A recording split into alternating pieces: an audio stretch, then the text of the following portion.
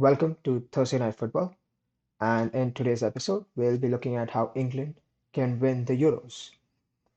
So, England right now are blessed with a pool of talent, a group of young and experienced players who, under the tutelage of Southgate, can go on to do well in the upcoming Euros.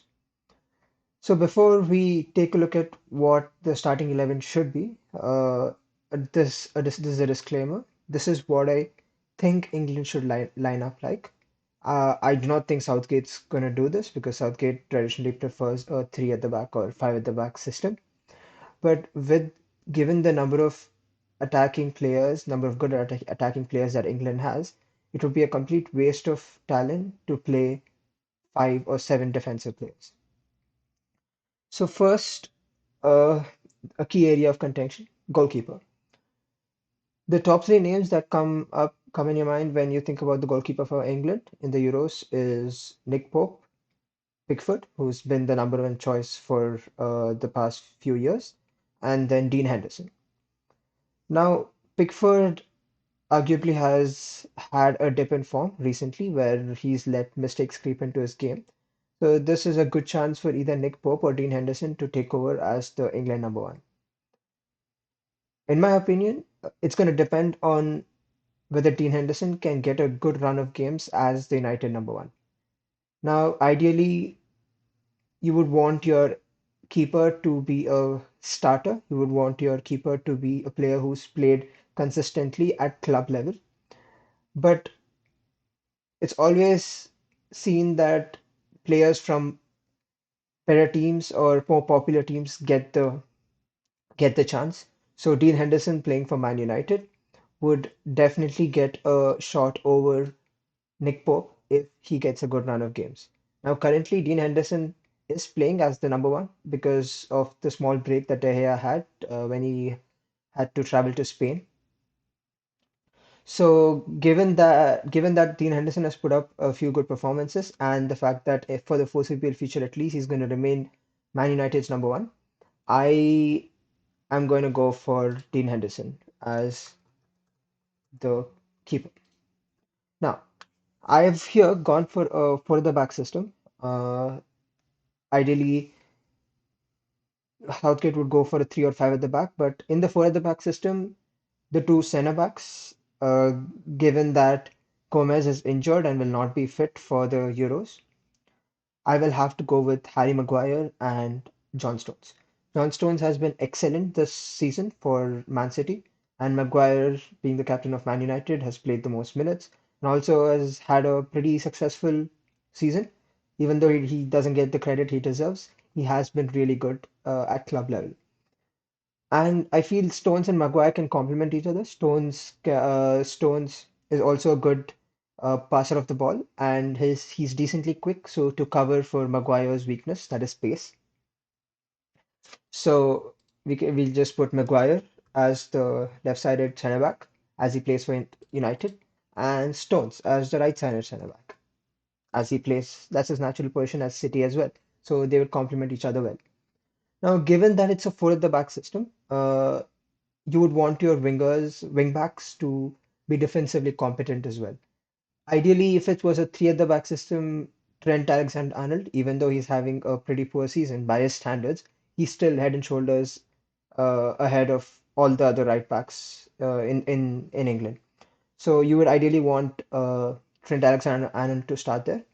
But given that Trent's major weakness is defense, so you would want a player who can contribute to attack but is also solid defensively. And the first name that pops in your head is Kyle Walker. Kyle Walker, even though he's been rotated with Cancelo most of the season at Man City, he still played very well for City and could do a stellar job at right back. Having Walker in the team also adds flexibility because in the last World Cup he played as a right-sided centre back in a five at the back system. So if in case England need to change system to a five at the back mid game, you could always push Walker in to the centre back role and get on a right back or a right wing back. So I think Walker, because of his competence in defense, his contribution in attack, and the flexibility he brings to the team, Walker has to be the starting right back for England. At left back, there are a few options. I mean, this is an area where England aren't that blessed. The major names that popped to your head are Aaron Cresswell, Luke Shaw, Ben Chilwell. I think based on the season's form, based on how well Luke Shaw has performed this season, he should get the role ahead of Chilwell and Cresswell. Cresswell has been very good, but again, it's the big club factor will play in, and I feel that Shaw has proven himself to be a very good attacker and very good on the defense as well. So, in my opinion, Shaw should be the starting left back for England. Now, so this is where it gets interesting. So, England have very similar players in the defensive midfield position. What I mean by this is that ideally you would want to have a destroyer and a deep line creator to play alongside each other so that it gives you a good balance in midfield, especially if it's a double pivot. But the top names for this role for England are Declan Rice, Jordan Henderson, uh, Ward-Prowse, and probably Mount. Ward-Prowse is a doubt. He may or may not be in the squad for the for the for the Euros. That's because recently Southgate hasn't preferred him or hasn't picked him.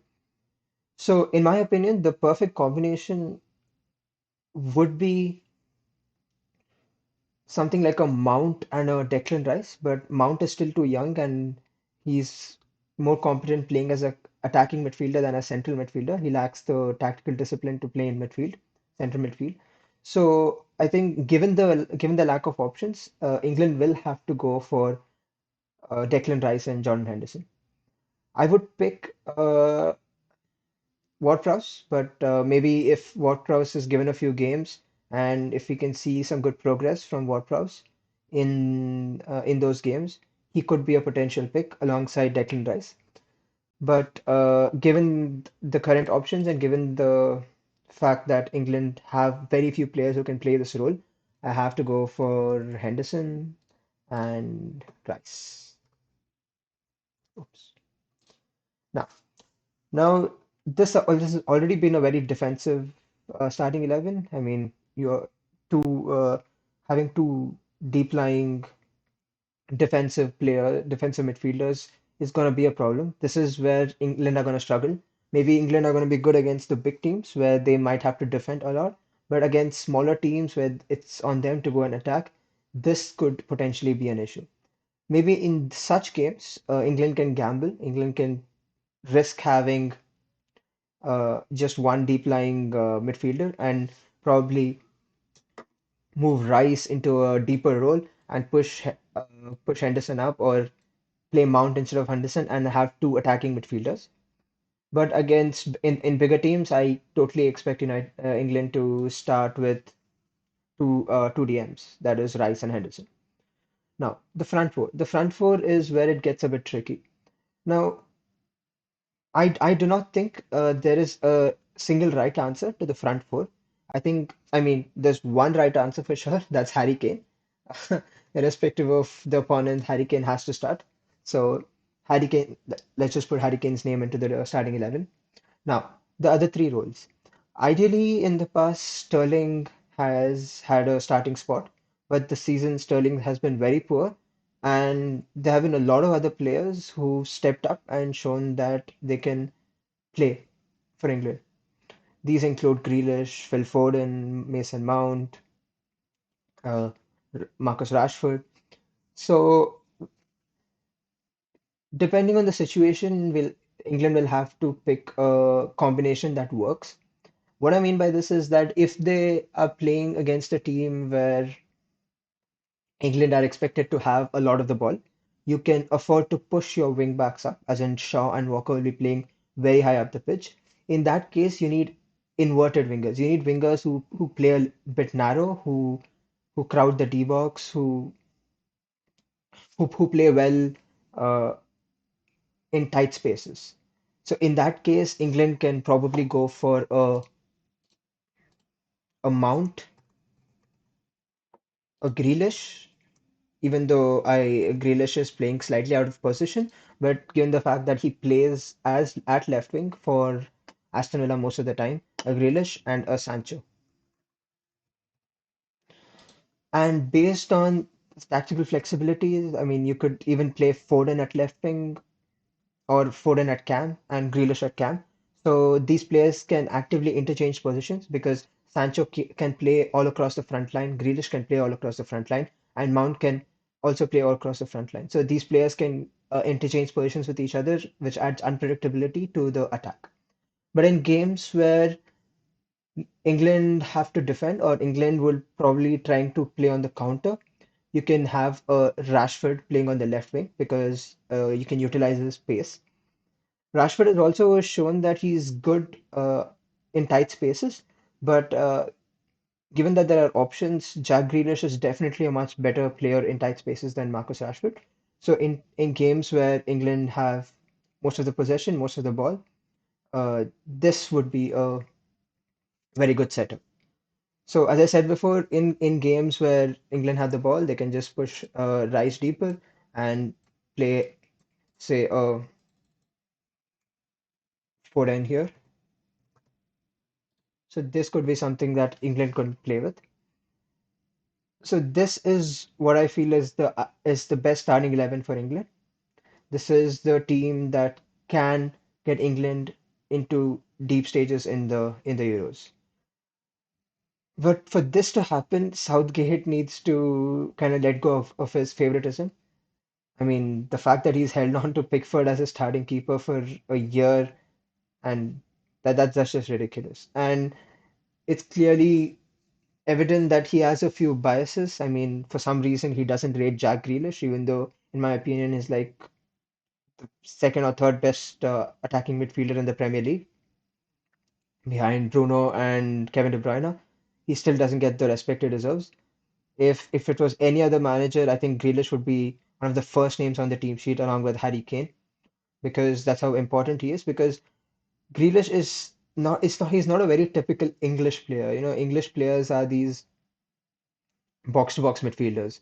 But Grealish is this player, his style is more Spanish in the sense that he likes to hold on to the ball, he likes to dribble plus players. He's very good at playing one touch football, quick one twos with either the striker or the winger or the fullback, and he can get into attacking areas. So he's a player who adds a different dimension to the England attack, and he should be the first name on the team sheet. And Sancho, well, Sancho is a very creative player.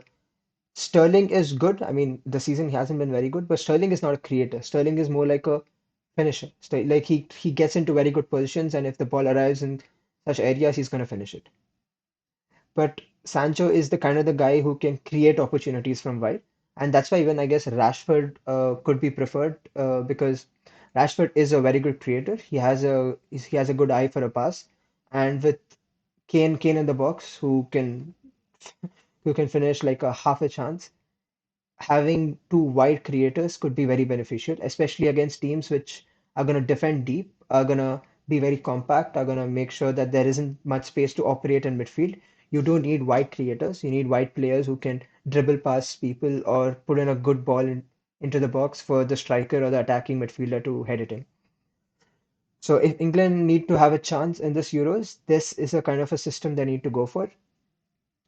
Gone are the days where you can play five at the back and get results because right now, if on top of my head, I France and Portugal have brilliant teams and they've proven that they can play brilliant football as well.